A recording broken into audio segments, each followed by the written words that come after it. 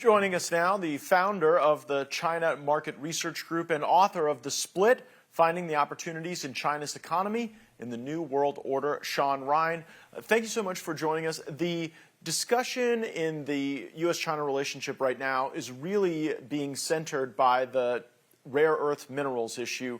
How do we get an off-ramp from this dynamic where the access to these critical minerals is really withheld by China?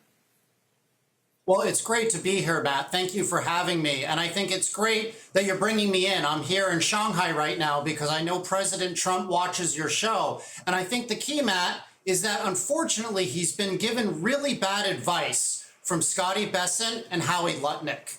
Scotty has said that the United States has the upper hand in the trade war with the United States and China, which is why he's putting more pressure or economic coercion on China by banning the export of a lot of semiconductors, by charging a lot more on Chinese-made ships going into American ports. Now, because he's pressuring the Chinese are retaliating. And they're saying, you know what? We have about 85% of control of all manufacturing of refined rare earth. 98% of high-end rare earth is actually refined by the Chinese. And they're now using the nuclear option. They're hanging the sword of Damocles over the rest of the world and saying, if the United States doesn't back down on the trade war, if we don't get access to NVIDIA and other top technology, we are not going to allow Chinese rare earth refineries to export rare earths to the United States and the rest of the world. Without these rare earths that power $7 trillion of consumer electronics, everyday Americans wouldn't be able to use their iPhones. They wouldn't be able to drive their cars. And importantly, our military would not be able to make the radar and the weapons that we need to be able to defend ourselves. So your question is to get off an off-ramp is I think that Scotty Bessent needs to understand that he has to lower the tension, reduce some of the export controls, reduce some of the tariffs on China, because the Chinese are not going to back down, Matt, because they think they have the upper hand in the trade war right now. And I think Secretary Bessent and Secretary Lutnick would respond that the United States has the upper hand because the United States has an economy that is growing at a faster rate. Growth in China has slowed, and access to the U.S. market is something that the Chinese need to be able to deal with their emerging middle class and the desires they have for economic opportunity. If the Chinese really do stick to this hand on rare earths, are there other places the United States can go to access those key inputs, and how long will it take to get them online?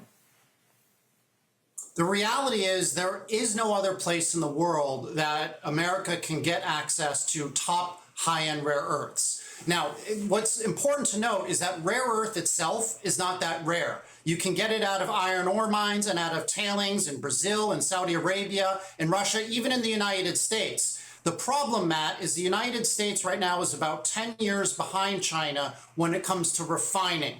So what the America needs to do is we need to build up our rare earth refining industry. We need to put in hundreds of billions of dollars into catching up to the Chinese, because right now we're 5 to 10 years behind. Now, when it comes to the Chinese, though, Matt, I think this is where Scotty and Howie are wrong. The Chinese, instead of buying semiconductors from the United States, from NVIDIA and Intel, they've spent hundreds of billions of dollars of building up their own homegrown indigenous innovation semiconductors. Instead of buying American beef, they're now buying beef from our allies in Australia. Instead of buying soybeans from America, they're now buying soybeans from our allies in Argentina and in Brazil. Instead of buying oil from America, they're now buying from our allies, Canada. So what's happened, Matt, is anything that America can produce, except for ethane, China can produce or buy elsewhere. And the great question you just asked is the Chinese have almost a virtual monopoly on rare earths. So over the next decade, we need to have a major operation of building up rare earth refineries in order to safeguard American national security. Yeah, I think there's broad agreement there. The issue will be that transition.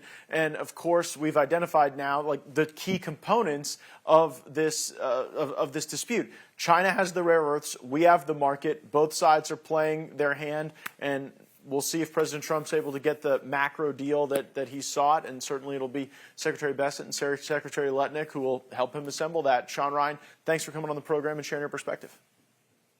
Thanks for having me, Matt. Anytime. For all our viewers asking where One America News is heading in the future, we would like to introduce you to OAN Live. OAN Live is the best way to stay up to date on all of the hard-hitting, straight-shooting, national and international headlines. And the best part is, OAN Live is only $4.99 per month. All the credible, honest, unbiased reporting One America News offers at a fraction of the cost of cable. Just go to OANN.com to easily sign up for OAN Live and stay informed.